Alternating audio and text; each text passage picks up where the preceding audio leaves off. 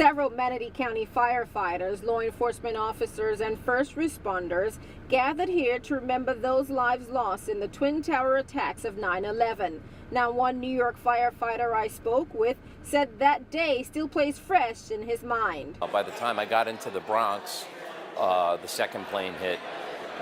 Now I'm rushing to get to my firehouse now because I know they're going to need everybody and then some. Now retired and living in Bradenton, Garrett Lindgren never misses tribute to heroes, a yearly event to remember 9/11 and the lives lost.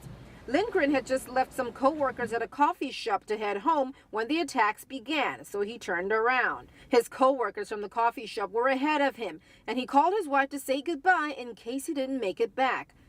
The North Tower collapsed as his team tried to get around the traffic jam. It was just enough to leave us a minute or two out before that second tower came down. The guys he had just left at the coffee shop all perished.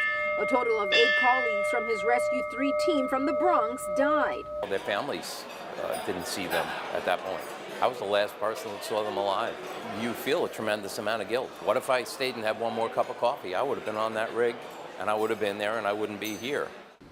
And there are local ties to the attacks. The attackers trained in Manatee County, and President George W. Bush was in a Sarasota school when he learned about the attacks. We've never seen these types of attacks before using airplanes, and we didn't know if we were going to get attacked, so we were on high alert that day.